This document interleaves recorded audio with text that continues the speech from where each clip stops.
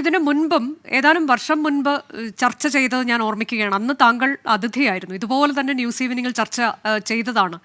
അന്ന് പക്ഷേ ഈ പറയുന്നത് പോലെ ഈ വന്യമൃഗങ്ങളിൽ നിന്ന് രക്ഷ നേടുന്നതിന് വേണ്ടി കർഷകർ വയ്ക്കുന്ന വൈദ്യുത കെണിയിൽ അല്ലെങ്കിൽ വൈദ്യുത വേലിയിൽ നിന്ന് ഷോക്കേറ്റ് ആളുകൾ മരിച്ച സംഭവമായിരുന്നു. 2 പേരാണെന്ന് മരിച്ചതെന്നാണ് എൻ്റെ ഒരു ഓർമ്മ. പക്ഷേ അവിടെ ആ ഉടമസ്ഥൻ അവരുടെ മൃതദേഹം മറവ് ചെയ്യാൻ ഒക്കെയുള്ള തരത്തിലേക്ക് അനധികൃതമായി ചില പ്രവൃത്തികൾ കാണിക്കാൻ ശ്രമിച്ചു എന്നൊക്കെ ഉള്ളിടത്ത് അത് വലിയ വാർത്തയാവുകയും വിവാദമാവുകയും ചെയ്ത സംഭവമാണ്. അന്ന് നമ്മൾ ഒരുപാട് ചർച്ച ചെയ്തിരുന്നു ഏത് സാഹചര്യത്തിലാണ് ഇങ്ങനെ കർഷകർ വൈദ്യുതി വേലി സ്ഥാപിക്കേണ്ടി വരുന്നത് എന്നതൊക്കെ. അത് പക്ഷേ അവരുടെ കൃഷിയെ സംരക്ഷിക്കുന്നതിന് വേണ്ടി വന്യമൃഗങ്ങളിൽ നിന്ന് രക്ഷ നേടുന്നതിന് വേണ്ടിയൊക്കെ ചെയ്യുന്ന കാര്യമാണ്. പക്ഷെ ഇവിടെ പൂർണ്ണമായും അതല്ല എന്നുള്ളിടത്ത് എത്രത്തോളം ഗൗരവതരമാണ് ഈ സംഭവം. ഇത് കാട്ടുപന്നി ഇറച്ചിക്ക് വേണ്ടി, അത് കച്ചവടത്തിന് വേണ്ടി അനധികൃതമായി ഒരാൾ ചെയ്തതാണ്. അവിടെയാണ് ഒരു പിഞ്ചു ജീവൻ പൊലിഞ്ഞത്. ശ്രീ ഡിജോ കാപ്പൻ. എന്തായാലും നിലമ്പൂരുണ്ടായ ഈ സംഭവം കേരളം മനസാക്ഷിയെ സത്യത്തിൽ ഭയങ്കരമായി മുറിവേൽപ്പിച്ചിട്ടുണ്ട്. 15 വയസ്സുള്ള ഒരു പയ്യൻ, അവൻ ഒരു തെറ്റും ചെയ്യാത്തൊരു കുട്ടിയാണ്. വരുന്ന കാലങ്ങളിൽ നമ്മളെയൊക്കെ നയിക്കേണ്ട അല്ലെങ്കിൽ ആ കുടുംബത്തിന് നേതൃത്വം കൊടുക്കേണ്ട കുട്ടിയാണ് നമുക്ക് നഷ്ടപ്പെട്ടത്. അത് നഷ്ടപ്പെടാൻ കാരണം ഒരാൾ ഈ പറഞ്ഞതുപോലെ അന്യായമായി മൃഗങ്ങളെ വേട്ടയാടി ആ ഇറച്ചി വിറ്റ് പണം സമ്പാദിക്കുക പലതരത്തിലാണ്. ഒന്ന്, AICBയുടെ വൈദ്യുതി മോഷ്ടിച്ചു. 2, നിയമപരമല്ലാത്ത നിലയിൽ കാട്ടുപന്നിയെ കൊല്ലുന്നു. പക്ഷെ ഇവിടെ നമ്മൾ കാണേണ്ട ഒരു കാര്യം, ഈ നമ്മുടെയൊക്കെ നാട്ടില് ഈ കള്ളച്ചാരായം ഉണ്ടാകുന്നത് എപ്പോഴാ?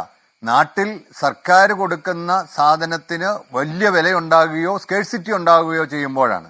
അപ്പം ഇവിടെ ഇങ്ങനെയൊക്കെ ഉള്ള ഇവിടുത്തെ ഒരു നിയമം എനിക്ക് അത്ര ആലോചിച്ചിട്ടും മനസ്സിലാകുന്നില്ല. കാട്ടുപന്നിയെ വെടിവെച്ചാൽ അത് പെർമിഷൻ ചോദിക്കണമെന്നാണ് പറയുന്നത്, കാട്ടുപന്നിയോട് തന്നെ. ഇത് വായിച്ചാൽ നമുക്ക് അങ്ങനെയാ തോന്നുന്നത്. നീ എങ്ങനെയാണെങ്കിലും പഞ്ചായത്ത് പ്രസിഡന്റും അല്ലെങ്കിൽ അതിന് ബന്ധപ്പെട്ടവർ കൂടി ഈ പന്നിയെ വെടിവെച്ചാൽ ആ വെടിവെക്കുന്ന പന്നിയുടെ ഇറച്ചി അത് കുഴിച്ചിടുന്നതിനെ കുറിച്ച് പറയുന്നുണ്ട്. പരിസ്ഥിതിക്കാരൊക്കെ വലിയ ഇവിടെ പരിസ്ഥിതിക്ക് വേണ്ടിയിട്ട് വീരം വാദിക്കുമല്ലോ. പക്ഷേ അത് 3 അടി താഴ്ച കുഴിയെടുത്തിട്ട് ഇവിടെ നാട്ടിൽ കിട്ടാനില്ലാത്ത മണ്ണെണ്ണ വാങ്ങിച്ചിട്ടേ ഇതിനെ കത്തിക്കാവുള്ളൂ. അപ്പോൾ ഉണ്ടാകുന്ന പരിസ്ഥിതി പൊല്യൂഷൻ എത്രയാ? അതേസമയം വിദേശ രാജ്യങ്ങളിലൊക്കെ ചെയ്യുന്നത് പോലെ ഈ ഇറച്ചി അവിടെ ലേലം ചെയ്യണം. ലേലം ചെയ്തിട്ട് ആവശ്യക്കാർക്ക് ഇത് വിൽക്കാൻ അനുവാദം കൊടുക്കണം. വേണ്ടെങ്കിൽ ഗവൺമെന്റിന് എടുക്കാം. കഴിഞ്ഞ 9 വർഷക്കാലം കേരളത്തിലെ വിവിധ മൃഗശാലകളില് ആ മൃഗങ്ങൾക്ക് കൊടുക്കാനുള്ള ഭക്ഷണത്തിന് വേണ്ടി 41 കോടി രൂപയുടെ ഇറച്ചിയാണ് വാങ്ങിച്ചിരിക്കുന്നത്. നമുക്ക് ഈ ഇറച്ചി ഉപയോഗിക്കാമല്ലോ.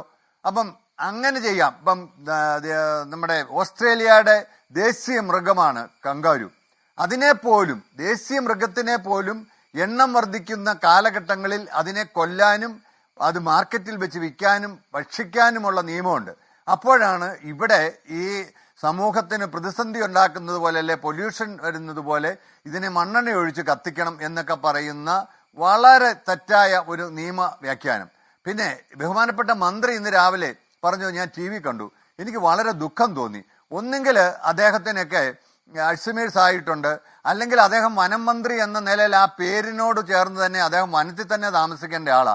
ഇത്രയൊരു സംസ്കാരമില്ലാതെ ഈ സമയത്തും മറ്റും ഇത് രാഷ്ട്രീയമാണ്, രാഷ്ട്രീയ മുതലെടുപ്പിന് വേണ്ടി ആലോചിച്ച് ചെയ്തതാണ്. അങ്ങനെ എന്തെങ്കിലും ഉണ്ടെങ്കിൽ ആ രാഷ്ട്രീയ കക്ഷിയെ തന്നെ കേരളത്തിൽ നിന്ന് വനത്തിൽ താമസിക്കുമ്പോൾ സംസ്കാരമില്ലാത്തത് നമ്മൾ പറയാൻ പാടില്ല. ശ്രീ ഡിജോ കാപ്പൻ, ഇപ്പൊ ആദിവാസി സമൂഹത്തിൽപ്പെട്ട ഒക്കെ ആളുകൾ എത്രയോ പേർ വനത്തിലൊക്കെ താമസിക്കുന്ന, വനത്തിനോട് ചേർന്ന് താമസിക്കുന്നവരൊക്കെ ഉണ്ട്. അപ്പൊ അവർ നമ്മൾ അങ്ങനെ പറയാൻ പാടില്ല. താമസിച്ചായിരുന്ന നിങ്ങൾക്ക് വേഗം ചെന്ന് അദ്ദേഹത്തിന്റെ ഒരു ഇന്റർവ്യൂ എടുക്കാൻ പറ്റിയല്ലായിരുന്നല്ലോ. കുറച്ച് ആലോചിച്ചാലും ചെയ്തേനെ. വനത്തിലുള്ള ആന പോലും, നമ്മൾ ആ വയനാട്ടിലെ ആന ഓർത്തു നോക്കിക്കേ.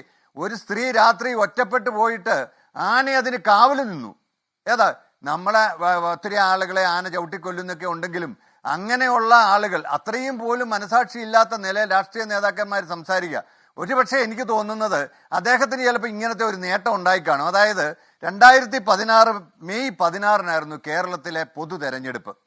ആ പൊതു തെരഞ്ഞെടുപ്പിന് തൊട്ട് മുന്നിൽ 2016 ഏപ്രിൽ 28-ാം തീയതിയാണ് ജിഷ എന്ന് പറയുന്ന പെരുമ്പാവൂരെ പെൺകുട്ടിയെ കൊല്ലപ്പെട്ട നിലയിൽ എൻ്റെ അമ്മ കണ്ടെത്തുന്നത്.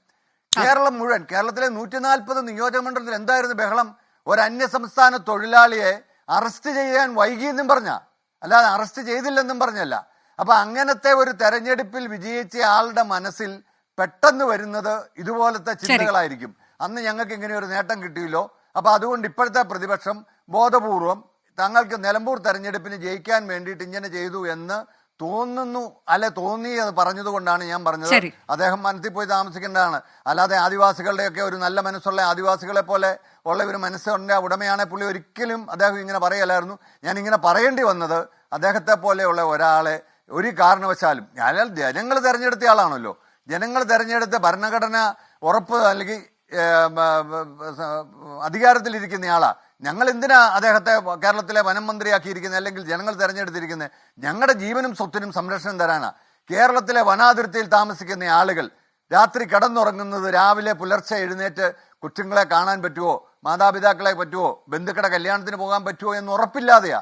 ഏത് സമയത്തും കാട്ടുമൃഗങ്ങളുടെ ആക്രമണം ഉണ്ടാകാൻ സാധ്യതയുള്ള ഒരു സ്ഥിതിയിൽ നിൽക്കുമ്പം ഇങ്ങനെ വന്ന ഒരു തെരഞ്ഞെടുപ്പ് കാലഘട്ടങ്ങളിലും മറ്റും ഇങ്ങനെ സംസാരിക്കുന്നയാള് ഒരു കാരണവശാലും താങ്കളോട് ചോദിച്ച ചോദ്യം ശ്രീ ഡിജോ കാപ്പൻ ഈ അനധികൃത വൈദ്യുതി മോഷണവുമായി ബന്ധപ്പെട്ടാണ്. അനധികൃതമായി നടത്തുന്ന വൈദ്യുതി മോഷണത്തെ കുറിച്ചാണ് ഞാൻ താങ്കളോട് ചോദിച്ചത്. ഞാൻ താങ്കളിലേക്ക് എത്താം. ശ്രീ റെജി